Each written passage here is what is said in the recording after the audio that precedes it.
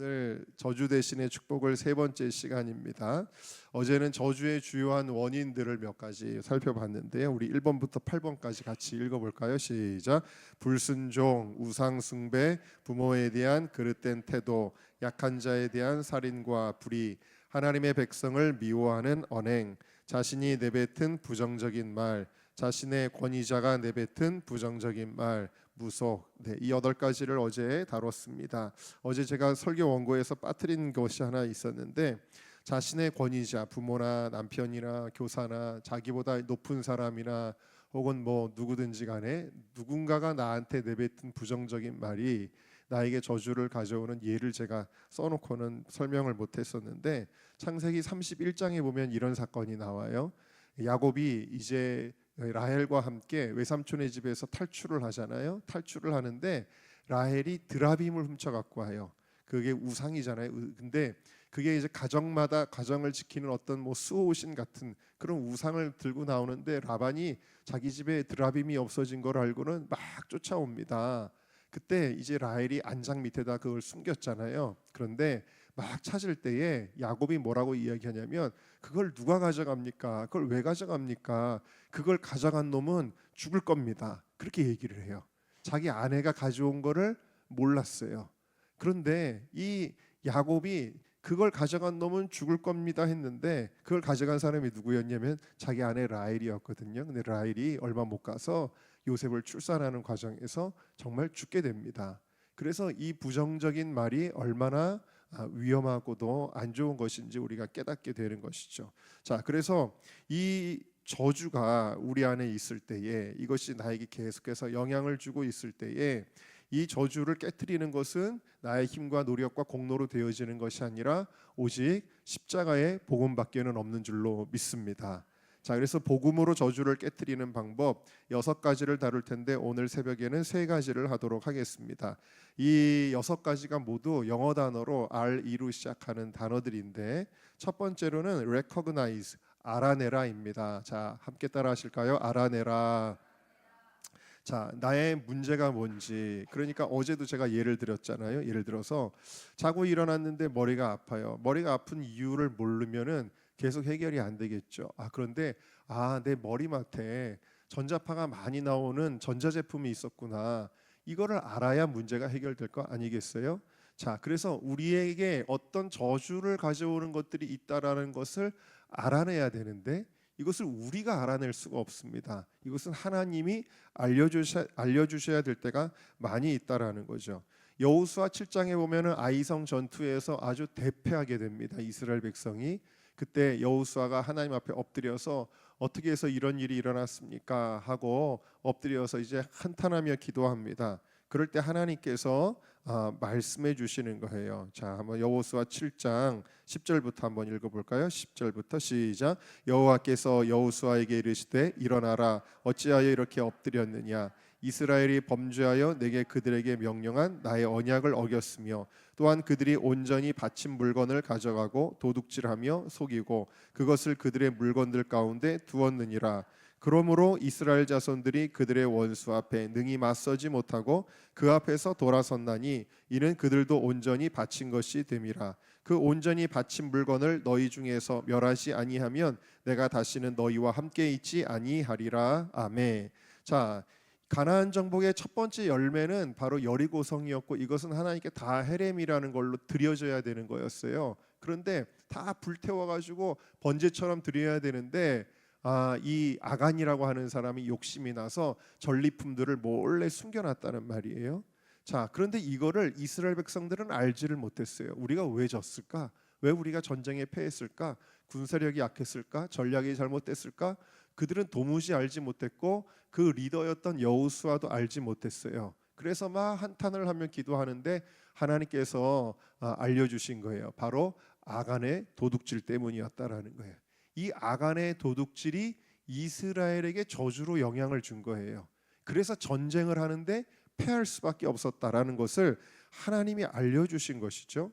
또 하나의 예를 들겠습니다. 사무엘하 21장에 나오는 사건인데, 이스라엘의 다윗 시대입니다. 다윗 시대에 3년 반 동안의 가뭄의 저주가 임하게 됩니다. 그래가지고 왜 이렇게 비가 내리지 않을까? 왜 이렇게 가뭄이 있을까? 그래서 다윗이 하나님 앞에 간구합니다. 기도합니다. 하나님, 왜 이런 일이 일어납니까? 라고 기도할 때에 하나님이 알려주시거든요. 자, 사무엘하 21장 1절을 같이 읽겠습니다. 시작. 다윗의 시대에 해를 이어 3년 기근이 있으므로 다윗이 여호와께 간구하매 여호와께서 이르시되 이는 사울과 그 피를 흘린 집으로 말미암음이니 그가 기브온 사람을 죽였음이니라 하시니라. 아멘. 자, 이게 무슨 얘기냐면 예전에 여호수아 시대 때 기브온 사람들이 변장을 하고 와서 우리는 가나안에 살지 않습니다. 우리랑 화친 조약을 맺습니다 해가지고 이제 잘 속여가지고 뭘 맺었냐면 화친 조약을 맺었단 말이에요. 자, 화친 조약을 하나님 앞에서 맺었기 때문에 이 이스라엘 사람들은 기브온 사람들을 종으로 부리기는 했지만 죽여서는 안 되는 거였어요. 그런데 사울 때에 사울은 약간 그 히틀러 같은 그런 순혈주의가 있었어요. 그래가지고 이 기브온 사람들을 다 학살해 버렸단 말입니다.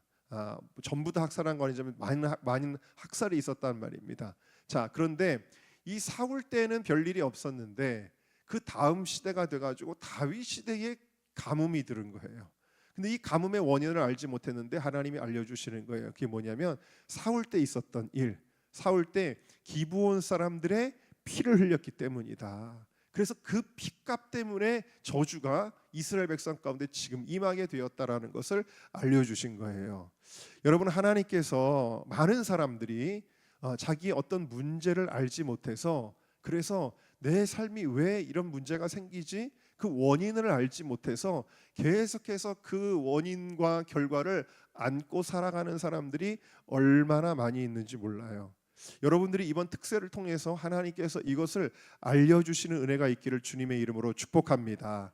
정확하게 의사가 병의 원인을 진단해 주는 것과 같은 거예요.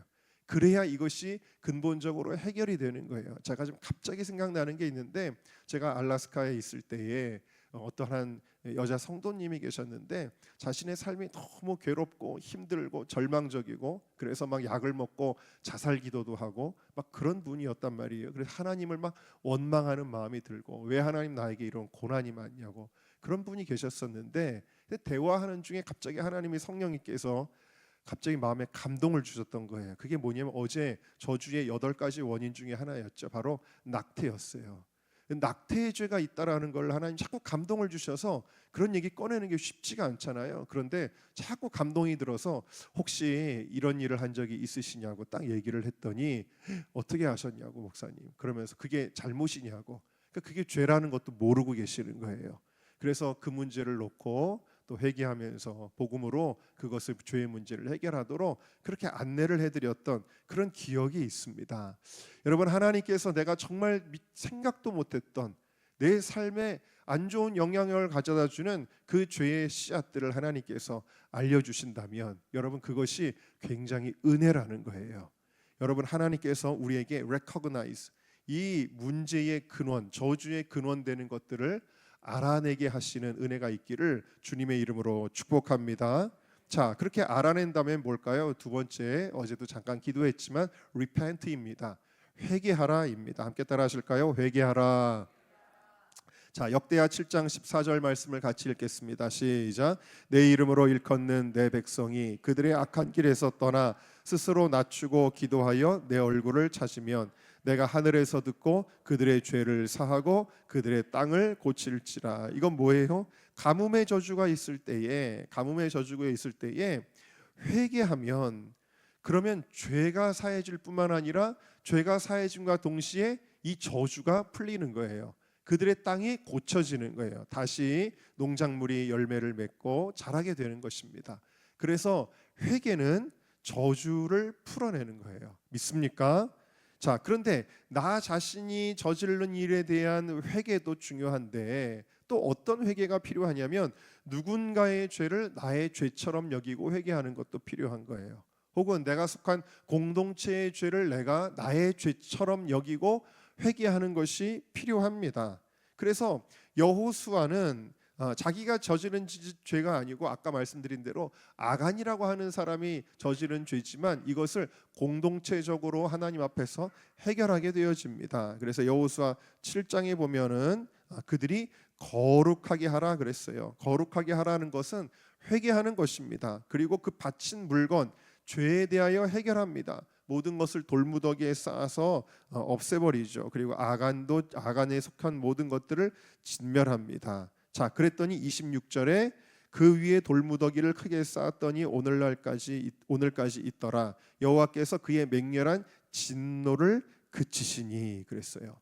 저주가 거기서 끝난 겁니다. 회개는 저주를 끝나게 하는 것이다. 그래서 온전한 회개로 나아갈 때 하나님께서 우리에게 저주로부터 해방시켜 주실 줄로 믿습니다. 자, 세 번째까지 할까요? 자, 세 번째 restore입니다.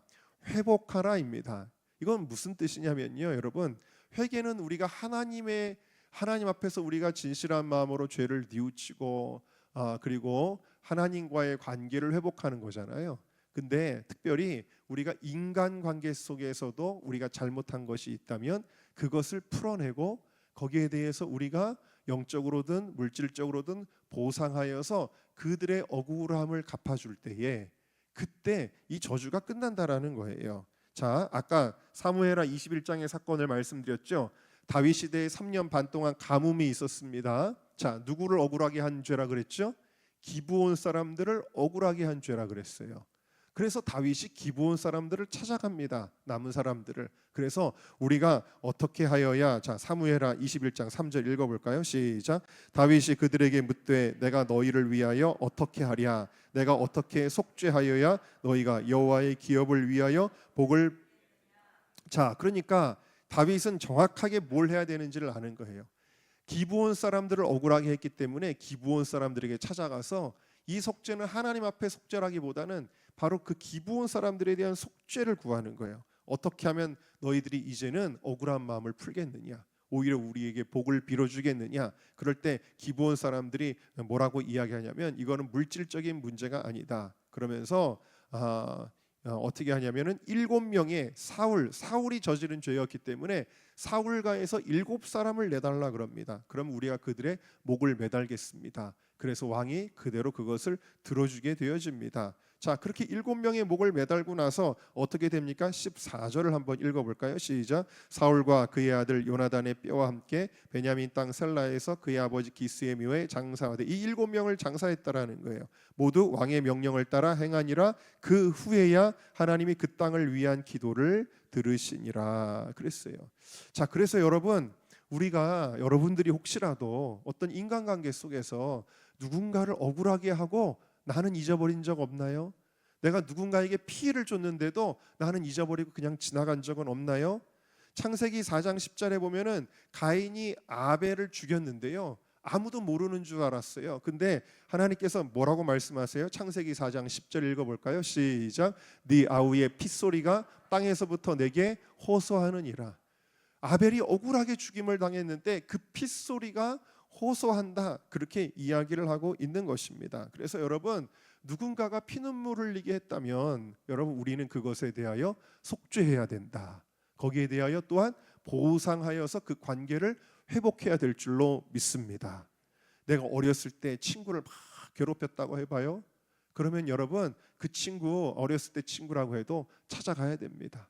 속죄해야 됩니다. 물론 이제 제가 나중에 시간이 되면 민수기에 그렇게 하고자 찾아갈 수도 없는 상황이 되었을 때는 우리가 어떻게 속죄하는지에 대해서까지 그 구약에 아주 자세하게 나와 있습니다만, 어쨌든 간에 우리가 할 수 있는 대로 해야 된다라는 것입니다.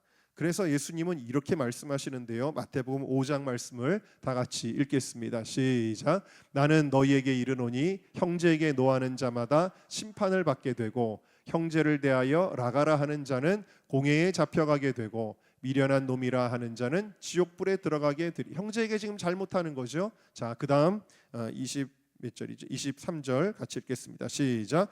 그러므로 예물을 제단에 드리려다가 거기서 내 형제에게 원망 들을 만한 일이 있는 것이 생각나거든. 24절. 예물을 제단 앞에 두고 먼저 가서 형제와 화목하고 그 후에 와서 예물을 드리라. 아멘. 여러분, 민망하게 어떻게 그렇게 합니까? 아유 창피합니다. 자존심이 여러분 그게 아니라 바로 하나님 앞에 예배 전에 그 예배가 상달되기 위해서는 형제에게 잘못했던 것들에 대하여 속죄하고 보상하고 여러분 그 과정들이 우리의 예배가 하나님께 올라가는 방법이라고 예수님이 알려주고 계세요. 아유 나는 그런 일이 없는 것 같은데 할지 모르지만 여러분 오늘 이 새벽에 주님께서 기도하는 중에 그것을 레코그나이즈 하게 하실 수도 있어요. 내가 지은 죄도 내가 하나님께 지은 죄도 뿐만 아니라 내가 사람에게 지은 죄도 하나님께서 생각나게 하실 수 있습니다. 온전하게 이 새벽에 우리가 repent 회개하고 또 restore 또 관계 속에서 회복하는 여러분들이 되시기를 주님의 이름으로 축원합니다.